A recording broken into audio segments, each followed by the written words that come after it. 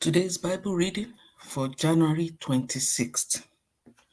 The Old Testament reading is from Exodus chapter 2, verse 11 to chapter 3, verse 22.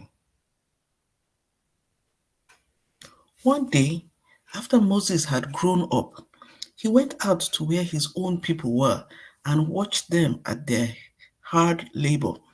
He saw an Egyptian beating a Hebrew, one of his own people. Looking this way and that, and seeing no one, he killed the Egyptian and hid him in the sand. The next day, he went out and saw two Hebrews fighting. He asked the one in the wrong, "Why are you hitting your fellow Hebrew?" The man said, "Who made you ruler and judge over us? Are you thinking of killing me as you killed the Egyptian?" Then Moses was afraid and thought, "What I did must have become known." When Pharaoh heard of this, he tried to kill Moses, but Moses fled from Pharaoh and went to live in Midian. There he sat down by a well. Now, a priest of Midian had 7 daughters, and they came to draw water and fill the troughs to water their father's flock. Some shepherds came along and drove them away, but Moses got up and came to their rescue and watered their flock. When the girls returned to Ruel, their father, he asked them, "Why have you returned so early today?"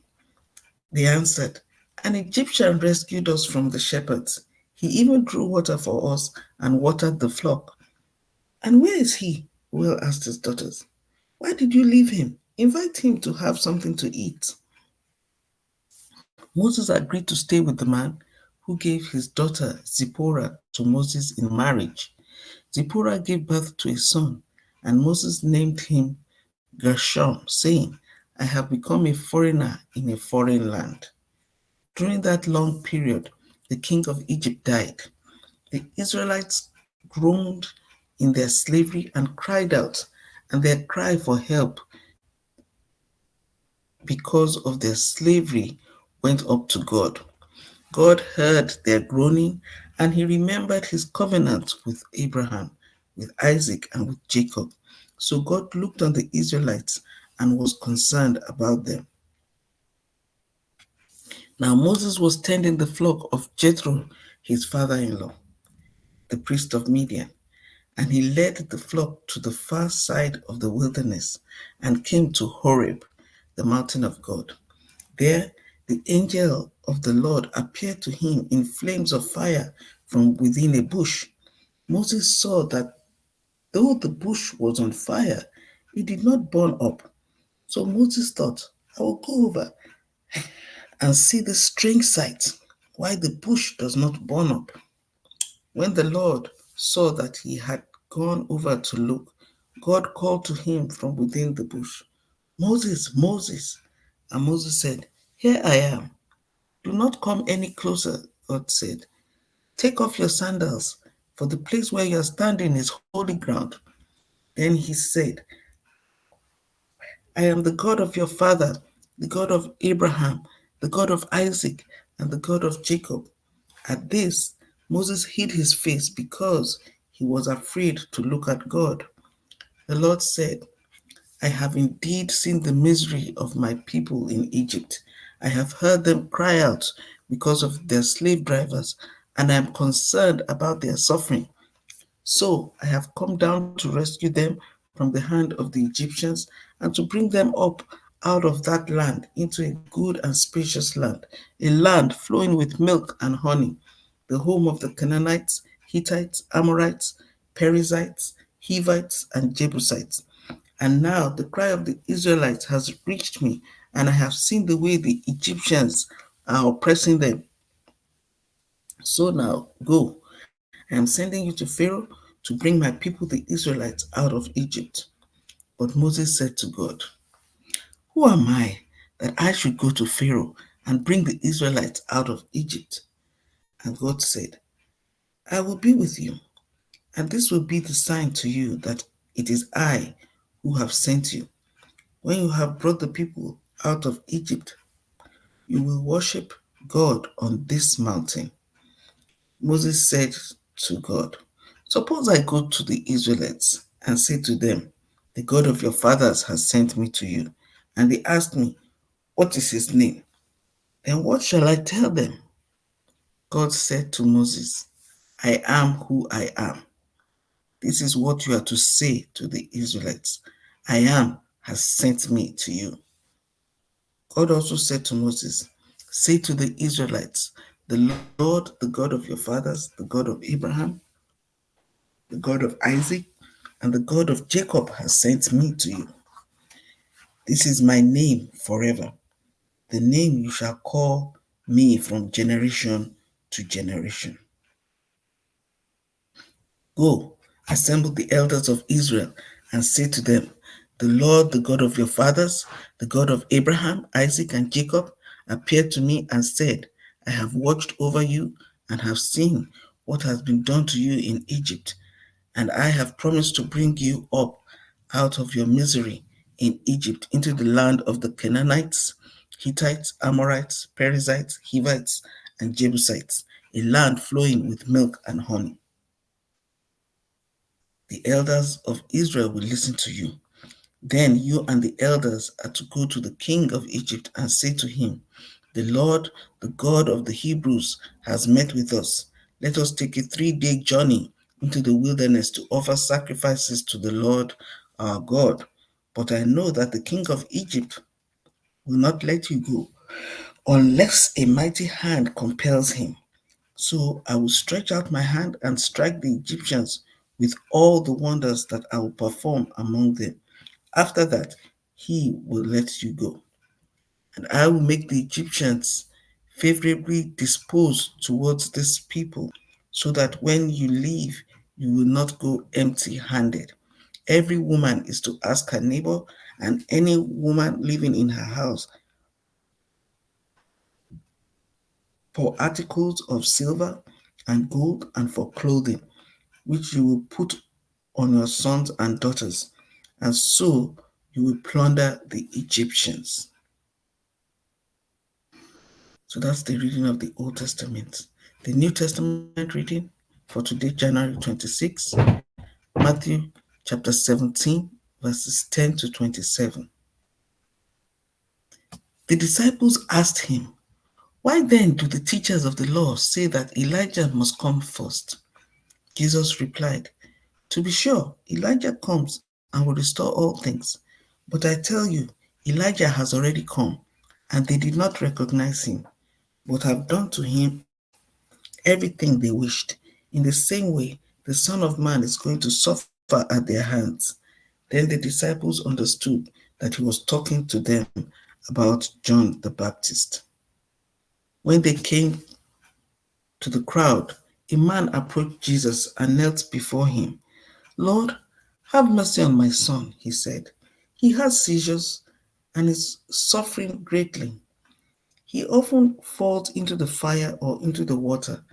I brought him to your disciples, but they could not heal him. You unbelieving and perverse generation, Jesus replied. How long shall I stay with you? How long shall I put up with you?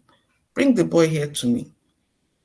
Jesus rebuked the demon, and it came out of the boy, and he was healed at that moment. Then the disciples came to Jesus in private and asked, why couldn't we drive it out?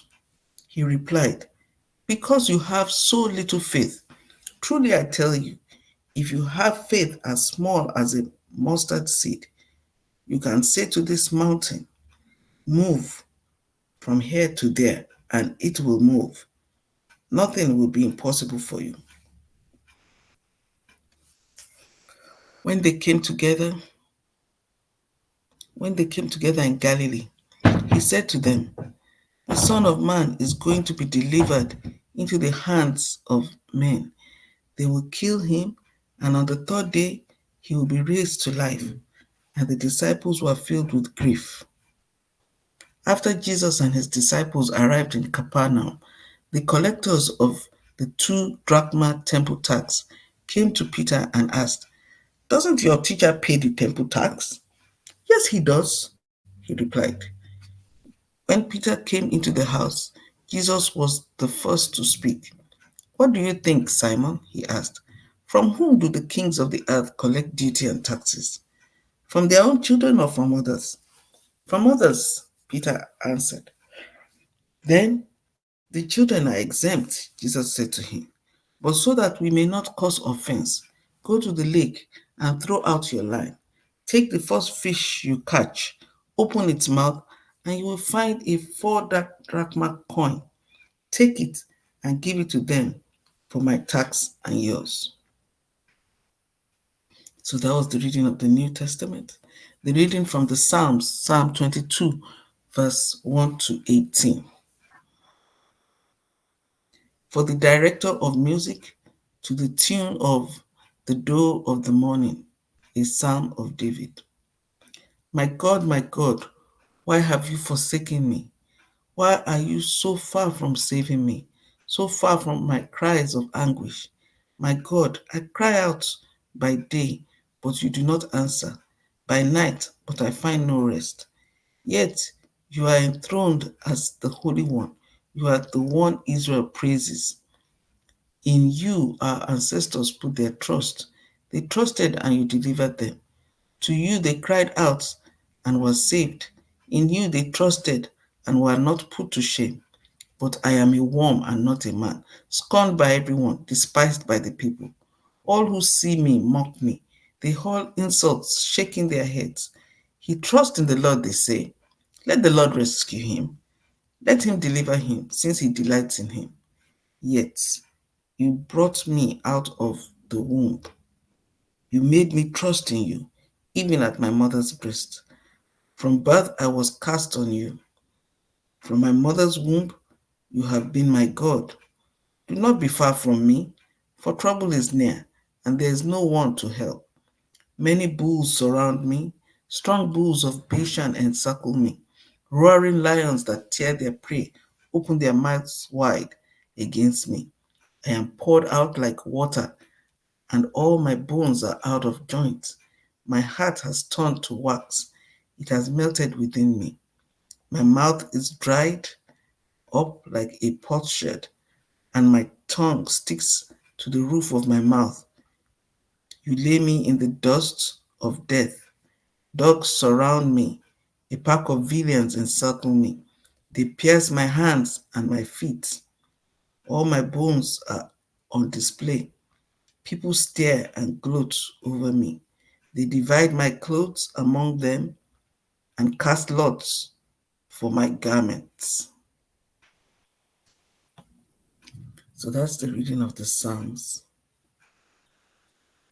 And then the reading of Proverbs, Proverbs chapter 5, verses 7 to 14. Now then, my sons, listen to me.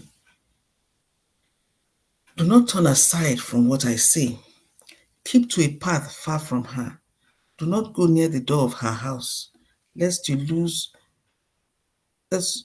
your honor to others and your dignity to one who is cruel. Lest strangers feast on your wealth and your toil enrich the house of another. At the end of your life, you will groan. When your flesh and body are spent, you will say, "How I hated discipline, how my heart spurned correction. I would not obey my teachers or turn my ear to my instructors, and I was soon in serious trouble in the assembly of God's people." So that ends the Bible reading for today, January 26th.